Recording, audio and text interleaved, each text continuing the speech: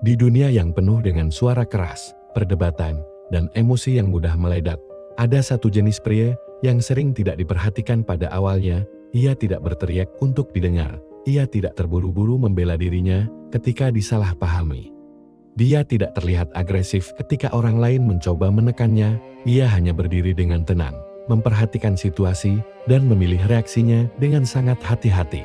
Banyak orang mengira ketenangan seperti itu adalah kelemahan, namun dalam filosofi kuno Taoisme, ketenangan seperti ini justru dianggap sebagai bentuk kekuatan yang sangat langka. Cerita ini dimulai dengan seorang pria bernama Jian. Ia adalah pria biasa yang hidup di tengah dunia yang penuh tekanan. Di tempat kerjanya, orang-orang sering terlibat dalam perdebatan panas. Setiap orang ingin terlihat paling benar, paling pintar, dan paling kuat dalam argumen. Jian dulunya tidak berbeda. Ia mudah tersulut emosi ketika seseorang meremehkannya. Ia merasa harus selalu menjawab setiap kritik, membela setiap pendapatnya, dan memenangkan setiap perdebatan. Namun semakin lama, ia mulai merasa lelah. Setiap konflik hanya meninggalkan emosi yang tidak perlu. Sementara masalah sebenarnya sering tetap tidak terselesaikan. Suatu hari Jian menemukan sebuah kalimat dari seorang filsuf kuno, Lao Tzu. Kalimat itu sederhana tetapi terasa sangat dalam. Orang yang mengalahkan orang lain itu kuat, tapi orang yang mengalahkan dirinya sendiri jauh lebih berbahaya. Jian membaca kalimat itu berulang kali. Dia mulai menyadari sesuatu yang selama ini tidak pernah ia pikirkan. Selama ini ia menganggap kekuatan berarti mampu mengalahkan orang lain, memenangkan perdebatan, atau menunjukkan dominasi. Tetapi Lao Tzu justru mengatakan bahwa kekuatan terbesar adalah kemampuan untuk mengendalikan diri sendiri. Sejak hari itu Jian mulai mencoba sesuatu yang berbeda. Dia tidak lagi bereaksi cepat terhadap setiap provokasi. Ketika seseorang berbicara dengan nada marah, ia tidak langsung membalas. Ia hanya mendengarkan. Ketika seseorang mencoba memancing emosinya, ia tidak langsung menjawab dengan emosi yang sama. Ia berhenti sejenak, memperhatikan situasi, lalu berbicara dengan tenang jika memang perlu. Pada awalnya orang-orang menganggap sikap itu aneh. Mereka berpikir Jian menjadi terlalu pasif. Mereka mengira ia tidak cukup berani untuk membela dirinya. Namun perlahan sesuatu mulai berubah. Dalam sebuah rapat yang tegang di kantornya, dua orang rekan kerja terlibat dalam perdebatan sengit. Suara mereka semakin keras dan suasana ruangan menjadi penuh tekanan. Semua orang mulai merasa tidak nyaman. Jian hanya duduk dengan tenang sambil memperhatikan.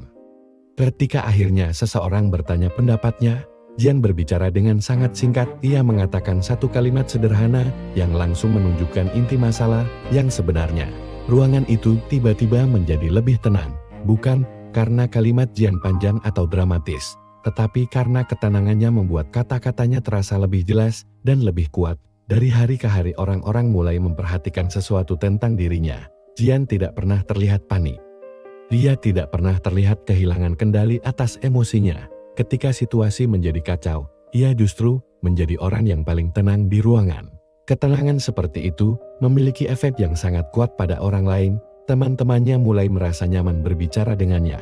Mereka merasa Jian adalah orang yang bisa berpikir jernih. Ketika keadaan menjadi sulit, perubahan itu juga terasa dalam kehidupan sosialnya. Suatu hari seorang wanita yang mengenalnya berkata kepada temannya, "Aku merasa tenang ketika berbicara dengannya." Seolah-olah tidak ada drama di sekitarnya. Wanita seringkali sangat peka terhadap stabilitas emosi di dunia yang penuh dengan orang yang mudah marah dan mudah tersinggung. Seseorang yang mampu menjaga ketenangan emosinya terasa sangat berbeda. Namun perubahan terbesar justru terlihat dalam cara orang-orang yang mencoba menentangnya bereaksi terhadap Jian. Di kantornya, ada seseorang yang sering mencoba memprovokasinya dengan komentar sinis. Dulu Jian mungkin akan langsung membalas dengan nada yang sama, tetapi sekarang ia hanya mendengarkan tanpa menunjukkan emosi. Orang itu mencoba lagi di lain waktu, berharap mendapatkan reaksi, tetapi Jian tetap tenang. Akhirnya orang itu berhenti, karena bagi seseorang yang ingin memancing konflik, tidak ada hal yang lebih membuat frustrasi daripada target yang tidak bereaksi seperti yang diharapkan. Dalam filosofi Taoisme, Lao Tzu sering menggunakan air sebagai metafora kekuatan. Air terlihat lembut, tetapi mampu mengikis batu yang paling keras. Air tidak melawan dengan keras, tetapi ia selalu menemukan cara untuk menang. Jian mulai memahami makna dari filosofi itu. Dia tidak perlu mengalahkan orang lain dengan kekuatan, atau kemarahan, ia hanya perlu mengendalikan dirinya sendiri. Semakin lama semakin banyak orang yang memperhatikan perubahan dalam dirinya. Teman-temannya mulai meminta sarannya ketika menghadapi keputusan sulit. Mereka merasa Jian memiliki cara berpikir yang lebih tenang dan lebih jernih, tanpa pernah mencoba menjadi pemimpin. Dia mulai dipandang sebagai seseorang yang bisa dipercaya dalam situasi sulit. Suatu malam, ketika mereka berkumpul di sebuah kafe, salah satu temannya bertanya dengan serius, "Bagaimana kamu bisa tetap tenang dalam situasi seperti itu?" Jian tersenyum kecil sebelum menjawab, "Aku hanya belajar untuk tidak membiarkan orang lain mengendalikan emosiku." Kalimat itu terdengar sederhana, tetapi maknanya sangat dalam. Karena pada akhirnya siapapun yang bisa memancing emosi kita sebenarnya sedang mengendalikan kita. Dan itulah sebabnya Lao Tzu mengatakan bahwa mengalahkan diri sendiri adalah kekuatan yang jauh lebih besar daripada mengalahkan orang lain. Orang yang mampu mengendalikan emosinya selalu memiliki keunggulan dalam situasi apapun. Ketika orang lain marah, ia tetap tenang. Ketika orang lain panik, ia tetap berpikir jernih. Ketika orang lain kehilangan kendali, ia justru melihat jalan keluar yang tidak terlihat oleh orang lain. Di dunia yang penuh dengan reaksi impulsif, pria seperti itu akan selalu terlihat berbeda. Ia tidak perlu berteriak untuk dihormati, ia tidak perlu memaksa orang lain untuk mengikutinya. Ketenangannya sendiri sudah cukup untuk membuat orang lain percaya padanya.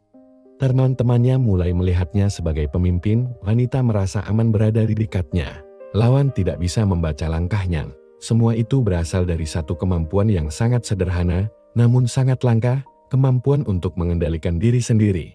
Karena pada akhirnya dunia ini dipenuhi oleh orang-orang yang berusaha mengendalikan orang lain. Tetapi orang yang benar-benar kuat adalah orang yang mampu mengendalikan dirinya sendiri, dan seperti yang dikatakan oleh Lao Tzu ribuan tahun lalu, orang yang mengalahkan orang lain itu kuat, tapi orang yang mengalahkan dirinya sendiri jauh lebih berbahaya.